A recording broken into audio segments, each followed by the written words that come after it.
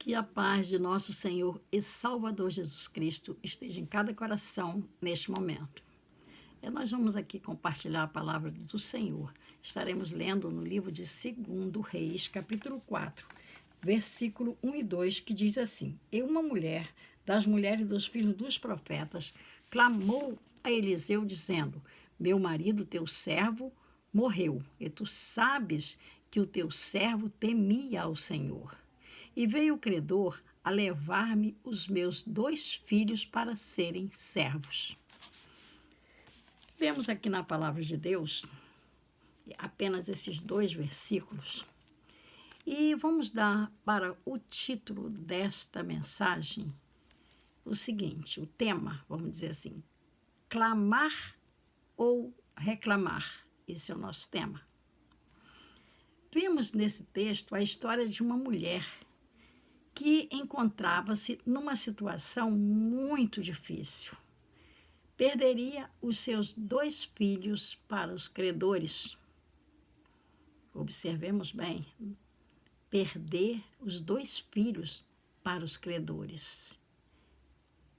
Coisa dolorosa. Só em pensar dói. Mas nós vemos aqui interessante a atitude desta mulher. Esta mulher, ela tomou uma decisão. Imagino eu que ela deve ter ficado pensando da seguinte forma: o único que pode me socorrer é o profeta Eliseu. Se ele passar por aqui, eu vou clamar a ele. Creio, a Bíblia não relata, mas eu creio que deve ter passado várias pessoas ali naquele caminho. E ela tinha muitos vizinhos. Nós vamos observar mais adiante, ela tinha vizinhos. Mas aquela mulher, ela tomou a decisão de clamar e não reclamar. Por quê? Há uma diferença entre clamar e reclamar. Reclamar é manifestar oposição, é discordar, é exigir, é reivindicar. E ela não sentiu no direito de reclamar, mas sim de clamar. Como nós vemos muitos aí que reclamam, não reclamam com o parente, reclama com o vizinho, reclama com o irmão da igreja, reclama com o pastor, como se tivesse direito a alguma coisa. Mas aquela mulher, ela clamou e não reclamou. Nós aprendemos com essa mulher várias lições. No decorrer do texto, nós aprendemos muita coisa. E mais interessante, ela clamou à pessoa certa. Ela clamou ao profeta Eliseu, cujo nome significa Deus é salvação. Ele representava Deus. Isto quer dizer que nós temos direito, sim, de clamar, mas só a Deus. Clamar a Deus. Ela disse para o profeta que o marido dela morreu. Mas tu sabes que o teu servo temia ao Senhor. Ela apresentou ao profeta a questão de que o marido dela temia o Senhor. Querendo dizer, o meu marido era um homem justo. Nós observamos que ela não se justificou. Em hipótese alguma, ela não se justificou. Ela disse assim: o meu marido morreu. E tu sabes que o teu servo temia ao Senhor. Então, ela apresentou-lhe o marido como sendo um homem justo. Aquela mulher, ela era uma mulher humilde. Vemos aqui no texto que o nome dela nem aparece. Ela apresentou o seu marido. Nós, quando chegamos diante do Senhor, nós chegamos diante do Senhor apresentando quem? Porque em nós não há bem nenhum. Aquela mulher reconheceu isto. E ela falou que o marido dela temia o Senhor. Talvez ela tenha se sentido até indigna de ter uma resposta dali do profeta. Ela disse: o meu marido temia ao Senhor. E nós, quando chegamos diante do Senhor, quem morreu por nós na cruz? Quem nos justificou? Jesus. Por isso nós chegamos diante de Deus clamando em nome de Jesus. Então, isso foi mais uma lição que eu aprendi aqui ao ler esse texto. Eu estava meditando, falei, muito interessante a atitude desta mulher. Ela chegou diante do profeta apresentando a bondade do seu marido. O meu marido temia o Senhor. Nós chegamos diante de Deus, Senhor, eu não tenho nada, eu nada sou, mas eu chego diante de Ti em nome de Jesus, teu Filho amado. Glória a Deus. Então nós aprendemos isto com esta mulher. Nada de querer chegar diante de Deus nos justificando. Outra coisa interessante é a sinceridade desta mulher. Tem pessoas que pensam que conseguem enganar a Deus até mesmo na oração, usando palavras lá do fundo do dicionário, do fundo lá da gramática, palavras difíceis, que tem gente que tem que ir até para o dicionário para procurar saber o que aquela pessoa falou na oração. Mas as palavras desta viúva foram arrancadas do fundo do coração daquela mulher. Ela falou com toda a sinceridade. Quando o profeta perguntou, que te hei de fazer? O que é que você tem em casa? Ela disse, tua serva não tem nada em casa, senão uma botija de azeite. Não tem nada, mas tem uma botija de azeite.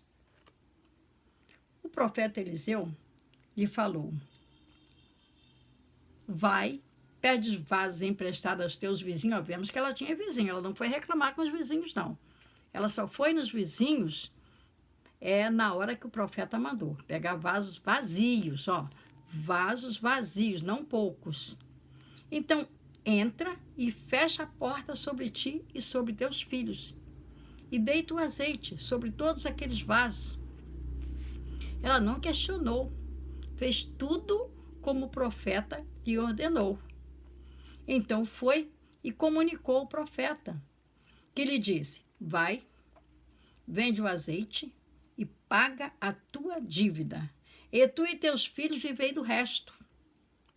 Aquela mulher, viúva, que estava prestes a ficar sem os 2 filhos, mudou tudo na vida daquela mulher, de repente mudou tudo. Aquela mulher passou a ser fornecedora de azeite.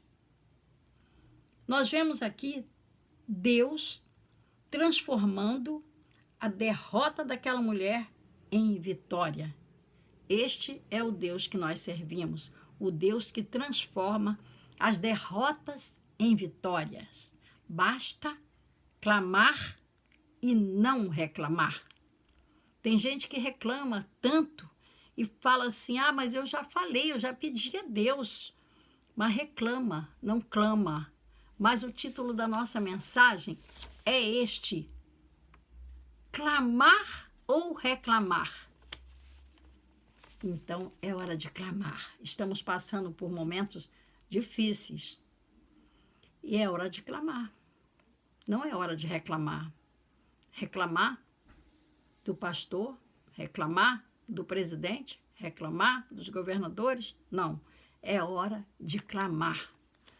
Glória a Deus. Nós sabemos que o azeite era algo de muito valor. Era usado como alimento, como remédio, como cosmético e como combustível. Ninguém podia sobreviver sem azeite.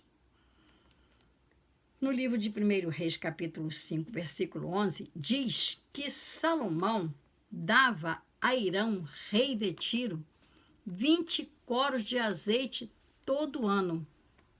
Isto é, 720 mil litros de azeite. Isso em troca da madeira para a construção do templo. Em Israel, tinha azeite. Outra lição que nós aprendemos aqui. Em Israel, tinha azeite, que era negociado para construir o templo. A igreja tem que ter azeite. Porque a igreja, diz a palavra de Deus, que nós somos pedras vivas no edifício de Deus. Pedras vivas. Então, a igreja tem que ter azeite. O azeite simboliza o Espírito Santo. A igreja tem que ter azeite. Em Israel, tinha azeite em abundância. Sabemos que o processo da extração do azeite não era fácil.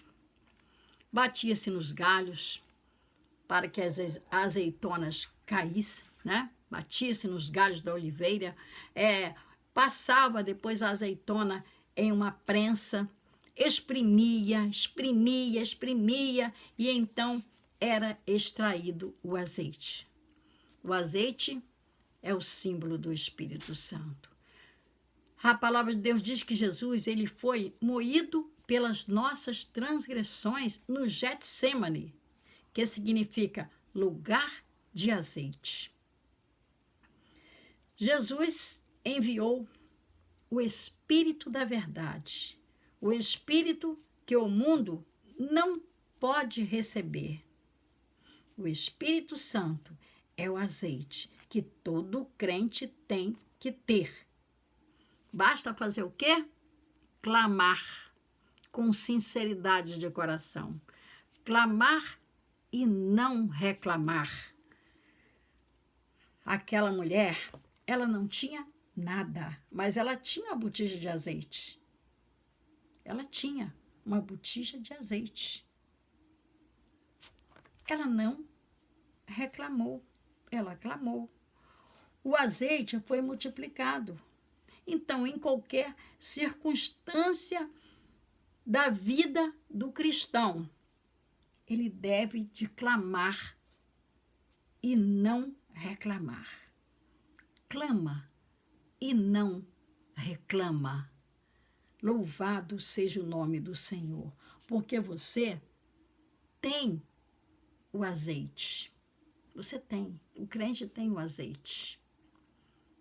O azeite é nosso. Israel tinha azeite. A igreja tem o azeite para a construção desse grande edifício que vai até aos céus. Somos pedras vivas deste edifício. Então, aqueles que estão neste momento me ouvindo, guardem essa palavra no seu coração.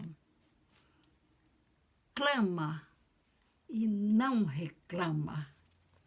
Louvado seja o nome do Senhor. Que o Senhor abençoe a cada um neste momento, que receba a bênção do Senhor e que o seu azeite seja multiplicado para a glória do nome do Senhor. Amém.